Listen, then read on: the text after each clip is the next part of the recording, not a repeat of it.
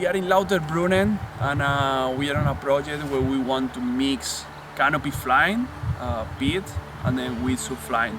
So basically we're going to do an XRW formation where we mix both disciplines, and then we're trying to find a line or trying to fly and take that to the mountains.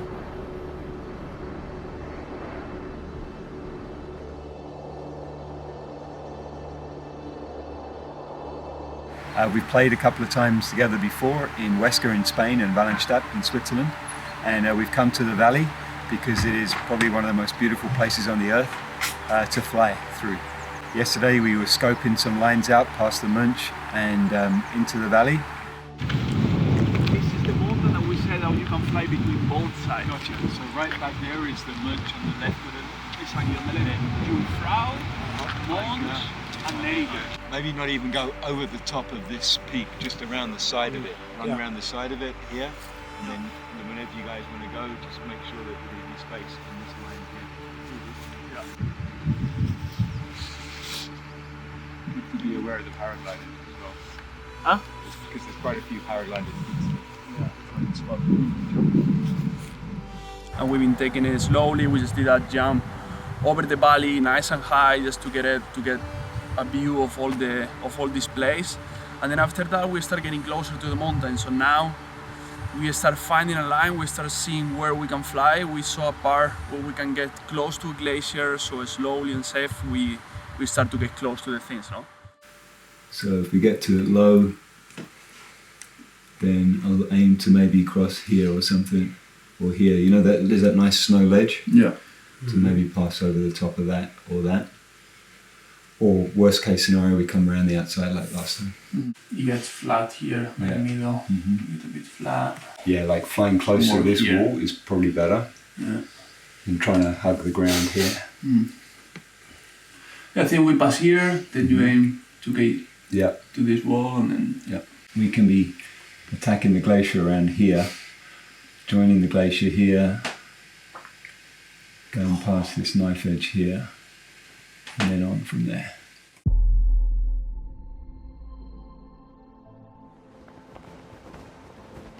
And today we're going to just work on flying a little bit closer to the glacier, and we've looked at a really beautiful line this morning and found some reference points, and if I can make those points work, we'll continue with the line. If not, we'll kind of break off and just fly a slightly different alternative way. Yeah, that's the Rotal Glacier. That's high ground, and there's a ridge here. Yes. There's so I assume you want to track around here and then go through the Silverhorn, through the gap again. Yep. Ideally, yeah. All right, yeah, should give you enough space there. Okay, cool. Yeah. Good, all right. Thanks. Thank you so much. All right, boys, adventure time. Yes. Adventure time.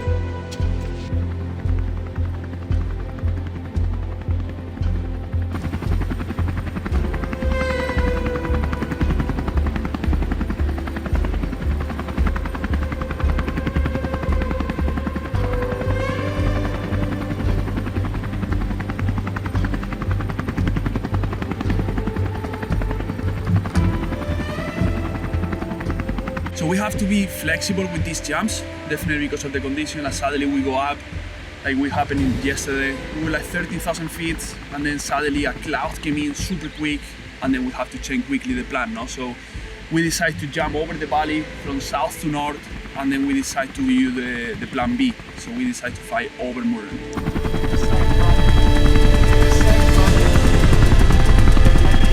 This side of the cloud.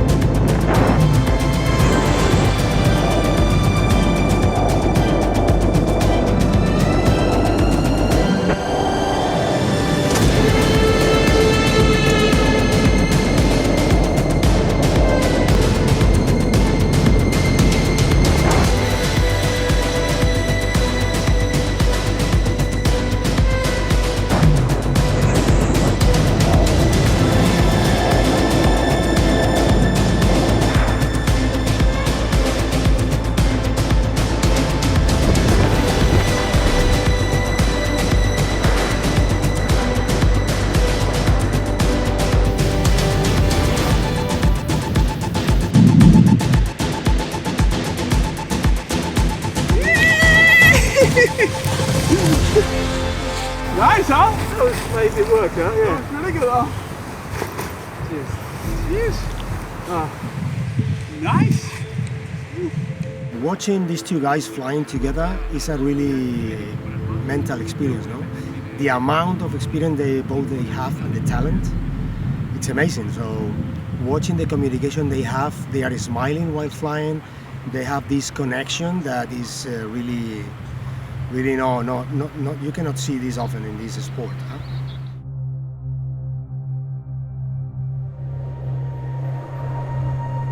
If we're going to run that line, we need to be again at least here before we start that line, because that's what we were just here. Yeah. And then aim for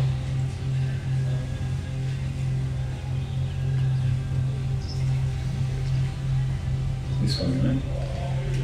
Yeah. I think we pass it here. Yeah. Okay. Can I ask you a question? Let's say we were over here and I thought that we were going to be close and I would have to do something. What could you guys do? What would be your options? What do you mean? If you see we don't pass? If I think that it's going to be flat at the current glide angle, I So don't want if to. you- I don't want to change my glide angle. If it's a key from you that is like mean we bail, Yeah. that we not passing Like the it's edge. like, Yeah, so we have we not passing, Yeah. we break and pull. We just pull. But let's say I know ahead of time. Like I can see using the accuracy trick. I've set up. We're coming down here. We're looking at this line. I'm like, let's say there's a bit of wind. Something's changed, you know. Yeah. And I see the glide angle is such that I see the point just rising, and I know there's still 10, 15 seconds. Do you have time to do something there, like to change your glide angle? So definitely I will be turn to my belly, Mhm. check if I will make it or not. And if I see that the same thing is going up, even if I get away with the speed, I'm gonna just pull. Okay. Rather have that conversation now. Yeah, perfect though, for sure.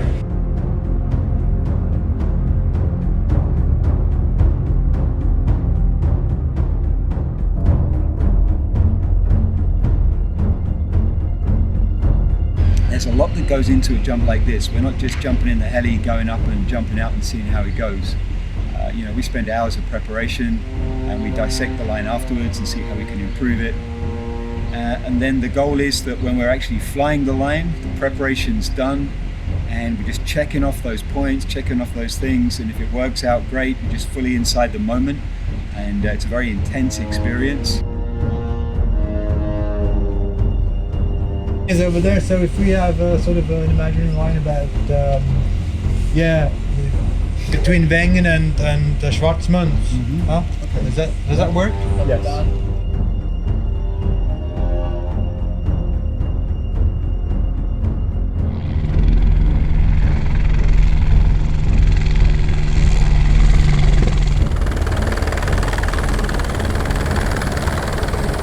Flying the camera for these two guys in this environment is a little bit challenging because I have to fly really focused and really framing them really close to the mountain. And for us with the wingsuit next to the canopy is not that speed where you really feel comfortable with.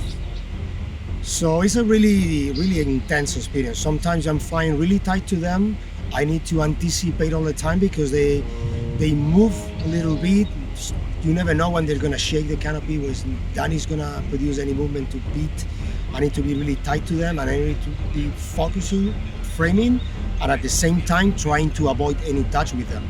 But it's a really matter of trust. No, I really trust these two guys on their skills, on their judgment of the line we're flying.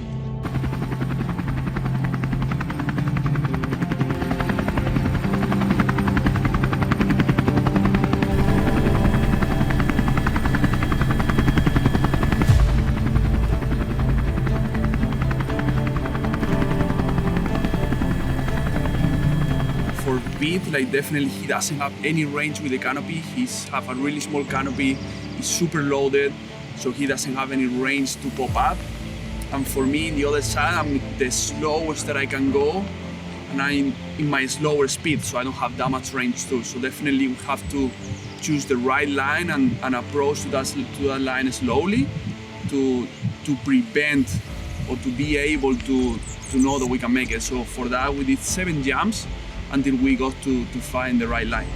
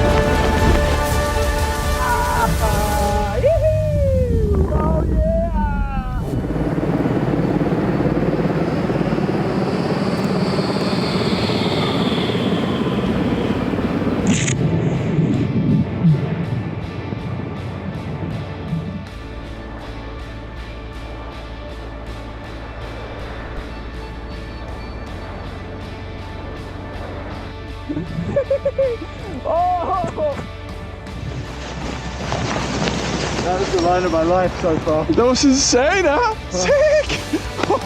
Oh man, Nice one! that was Fuck! so fun. Just, thank you, man. Thank you for casting me. Embrace, yeah. And Dani was following you, and I was like, yeah, man. I'm gonna end up on the trees. And then I was like, what fun. Working with Dani and Danilo is so much fun. I mean, Dani and I have close to 200 jumps together, and when we come on a project like this, I definitely feel like the old man, because I am the old man.